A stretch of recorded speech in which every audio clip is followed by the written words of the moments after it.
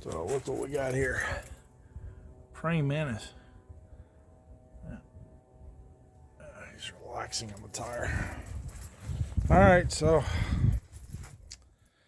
I got my DOT number. So I get white. It'll have to last for this weekend because I don't have any white on me.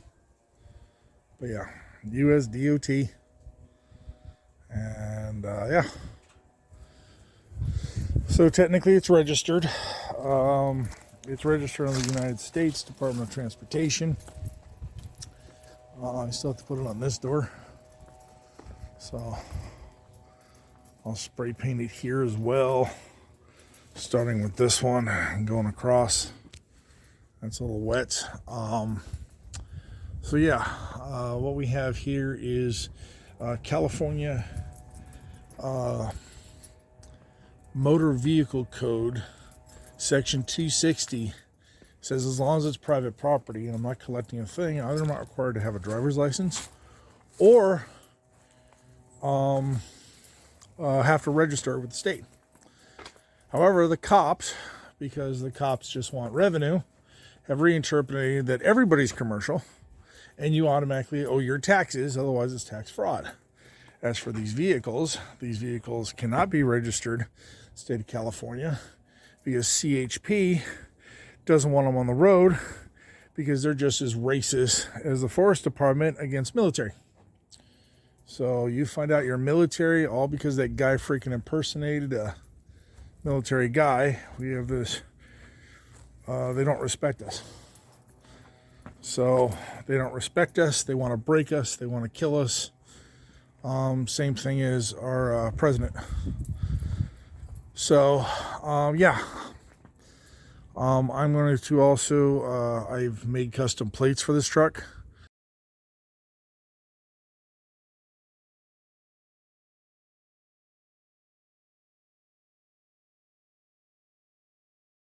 I haven't gotten that far yet. But yeah, under the law. Oh, so to go off-roading, you have to have it registered. That's why I did the DOT. Because they pass laws that in federal supersedes state. So that's why I registered it under the United States DOT. So, and it's registered as private property, general freight, and other, which is still private property. And yeah, so that's where we are right now. Hello guys. All right, here's the update on how to register a Hummer or Humvee, and actually all vehicles to be exact. So you have a constitutional right and an amendment for the freedom of travel. Everybody talks about it and the gurus and this and that. All right, I've done this. I have a 5-ton truck and I've been dicked around by the California DMV for 3 years until the guy finally fed up and moved to another state. I have another buddy who, basically got pulled over. They threatened to impound his vehicle because he registered in Arizona, because you cannot register it in California unless you know someone who's in law enforcement or part of the elite, then it can get done. Otherwise, you and me are kind of screwed. So let's register it as private property and take it out of their jurisdiction. So go to Google. I don't always recommend Google, but this one works. So you're going to put in U.S., United States, D.O.T., which stands for United States Department of Transportation. Do I need a U.S.D.O.T. number? And then the FMC, U.S. Okay, yeah, we're going to click that. We're going to go down to here to register. And you're going to go to apply for a new DOT number and or authority. This is what you're going to come up with. You're going to put new applicant. You're going to hit next. They're going to ask you for all this stuff that doesn't really comply. The only one that does comply is the applicant ID, and you're going to have to put in a username, a password. All that stuff goes away the second you guys get your own PIN number in order to change it. So it probably took me about 30 minutes to get through all this. So, next, you're going to need a social security number, an EIN number, financial responsibility, evidence of insurance. We're not commercial. It's just regular insurance, folks. This is the code for federal regulations. There are notes under it on subtitle B that makes you exempt from it because it's the grant of operation authority that this is private property. And when it asks you, what are you hauling, things like this, most of it's not going to apply to you. Don't worry about it. It does not matter. Yeah, there's a lot of these. It has been granted. Registration will not be granted without financial responsibility. They still haven't asked for mine, but I have registration. So, okay. So this is a corporation authority, sole proprietorship. I did all three of those. It didn't really change it. So I just put it as other foreign grantors trust and put private just to see what would happen. It didn't change anything. Just remember, if you put it in, then they're going to want your other financial information. So you can just put it as a sole proprietor or that. All right, so this is where it gets to the start of it. This is the user ID for this particular application. It's going to give you a new number every time. You're going to create a password. You're going to confirm that. You're going to put in 3 questions. This is to access this system. They're going to ask you for all your information again as the authorized representative. So, after you go through all this, it'll tell you how much is due. And if you do it wrong and you accidentally put it down as commercial, it'll say you owe them $300. Go back and change it. So what it's supposed to look through is, if you go under the U.S.D.O.T. lookup, so look up,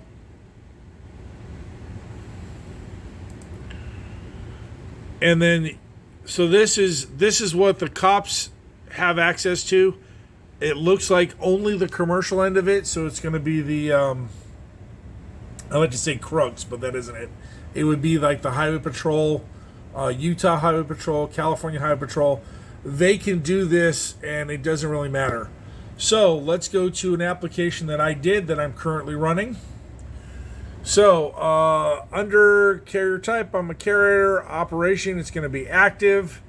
I don't have an out of service date. Legal name, I put Hoffman Estate. Hoffman is my last name, and then everybody has an estate. It's your name followed by the family of and your last name.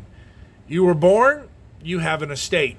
It's given to you. Physical address, I just blocked it off. Phone number, mailing. You also have an opportunity to put DBA in there, and you can put as many as known business as. That's my DOT number. I have 5 power units. Okay? The power units will ask you what type of vehicle. So if it's under 10,000 pounds, it is a regular truck or a standard truck. It'll ask you if it's leased or owned. You can put that information in there. They're going to require you to put a driver. The driver is not really relevant because the driver, they only care about the drivers who are required to have a commercial license. If they're required to have a commercial license, you're going to have to go through their drug policies and everything else. We're doing this to register our vehicles for our right to travel. And this is the way it should look. So when you go through all your authorities, you want private property. You can be tricked into private passenger, business, and private passenger non-business. Private passenger non-business is like a church bus. They're exempt. But you want private property. Here you're going to have interstate, intrastate. HM is hazmat and then non-hazmat. If you go interstate, that'll trigger an audit within 12 months. If you do intrastate, there's no audit. They don't do anything. And then cargo. Originally, I had general freight, but I changed it to other, and I put private property. General freight is, when I went through it, according to them, talking to the DOT people, they said general freight is automatically commercial, so you want to avoid all this. And then they wanted me to put something else for private property, but I just left it. This is going to be for the insurance and stuff. You're not required to have a commercial license. Driver, in order to change it, they're going to want one regardless. This is a form on how you change it, by the way. DUNS number. I know someone that did that. They got a DUNS number. Whoa. So, it depends on how you look at it. But that's basically everything we got. So, once you get it, I went and had my own plates made. I'll show you a picture of that when I get a chance to crop it all together. I did ask him. Normally you will put it on the side of the vehicle. I painted it on the side of my vehicle. I left out a digit. That was my mistake. But I had an accident on the 21st. Someone rear-ended me and passed away. I performed CPR. They shut down the freeway. CHP did their investigation, and they accepted the DOT. They took it off the plate because I was missing a number on the door. Ran it, no issues. Gave me a card with a number. Filed from the insurance company, no issues. So that's where we're at right now, and we'll go from there. So if you have any questions, feel free to leave a like. But it's one DOT number per person for a lifetime. So that's why I have 5 power units and 1 trailer. So that's where we are. Talk to you later.